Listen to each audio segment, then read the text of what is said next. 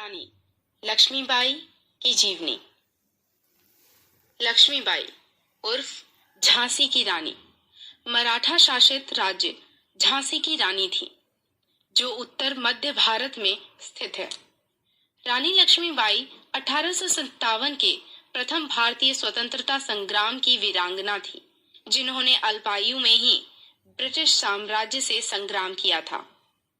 पूरा नाम रानी लक्ष्मीबाई गंगाधर राव, जन्म 19 नवंबर 1835, जन्मस्थान वाराणसी, पिता श्री मोरोपंत, माता भगीरथी, विद्या मल विद्या, घुड़सवारी और शस्त्र विद्याएं सीखी।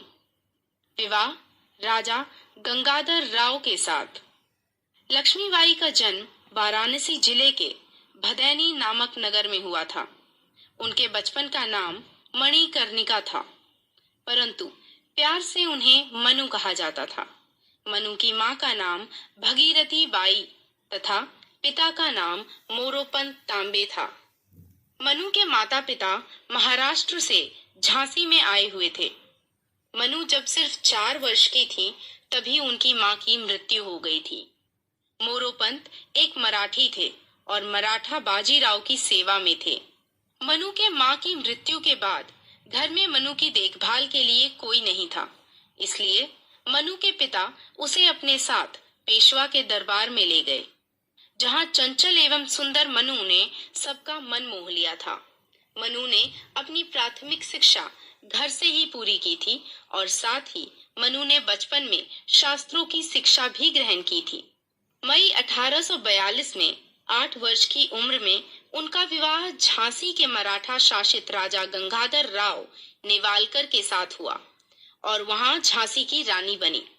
विवाह के बाद उनका नाम लक्ष्मीबाई रखा गया। 1851 में रानी लक्ष्मीबाई ने एक पुत्र को जन्म दिया, जिसका नाम दामोदर राव रखा गया था, लेकिन 4 महीने की आयु में ही उसकी मृत्यु हो गई। बाद में महाराजा ने एक पुत्र को गोद लिया, जो गंगाधर राव के ही भाई का बेटा था। बाद में उस गोद लिए हुए बेटे का नाम बदलकर महाराज की मृत्यु से पहले दामोदर राव रखा गया था, लेकिन ब्रिटिश राज को ये मंजूर नहीं था, इसलिए उन्होंने दामोदर के खिलाफ मुकदमा दायर कर दिया। उस मुकदमे में दोनों ही तरफ से बहुत बहस हुई, लेकिन बाद में इसे खारिज कर दिया गया। कंपनी शासन उनका राज्य हड़प लेना चाहता था। रानी लक्ष्मीबाई ने जितने दिन भी शासन सूत्र संभाला, वो अत्यधिक सूझबूझ के साथ प्रजा के लिए कल्याण कार्य करती रहीं। इसलिए वो अपनी प्रजा की स्नेह भाजन बन गई। तत्पश्चात ब्रिटिश अधिकारियों ने राज्य का खजाना जब्त कर लिया और उनके पति के कर्ज को रानी के सालाना खर्च में से काटने का फरमान भी जारी कर दिया। इसके परिणाम स्वरूप रानी को झांसी का किला छोड़कर झांसी के रानी महल में जाना पड़ा। मार्च 1854 को रानी लक्ष्मीबाई को झांसी का किला छोड़ते समय 60,000 रुपए और सालाना 5,000 रुपए दिए जाने का आदेश दिया। रानी लक्ष्मीबाई ने हिम्मत नहीं हारी और उन्होंने हर हाल में झांसी राज्य की रक्षा करने का निश्चय किया। ब्रिटिश अधिकारी अधिकतर उन्हें झांसी की रानी कहकर ही बुलाते थे। मणिकर्णिका। घुड़सवारी करने में रानी लक्ष्मीबाई बचपन से ही निपुण थीं। उनके पास बहुत से जाबाज घोड़े भी थे, जिनमें उनके पसंदीदा सारंगी, पवन और बादल भी शामिल हैं, जिसमें परंपराओं और इतिहास के अनुसार 1858 के समय किले से भागते समय बादल ने महत्वपूर्ण भूमिका निभाई थी। बाद में रानी महल, जिसमें रानी लक्ष्मीबाई रहती थी, वह एक म्यूजियम में बदल दिया गया, जिसमें 9 से 12वीं शताब्दी की पुरानी पुरातात्विक चीजों का समावेश किया गया है। उनकी जीवनी के अनुसार ऐसा दावा किया गया था कि दामोदर राव उनकी सेना में से ही एक थे और उसने ग्वालियर का युद्ध लड़ा था।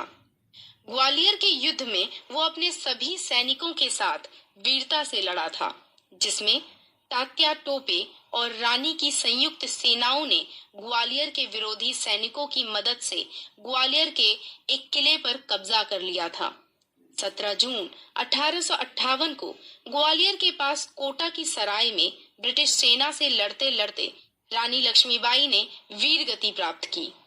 भारतीय वसुंधरा को गौरवान्वित करने वाली झांसी की रानी एक आदर्श वीरांगना थी। सच्चा वीर कभी आपत्तियों से नहीं घबराता।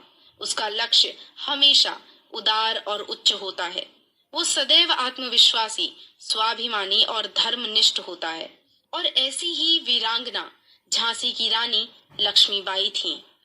ऐसी वीरांगना के लिए हमें निम्न पंक्तियां सुशोभित करने वाली लगती हैं। सिंहासन हिल उठे, राजवंशों ने भ्रिकुटी तानी थी। बूढ़े भारत में आई फिर से नई जवानी थी।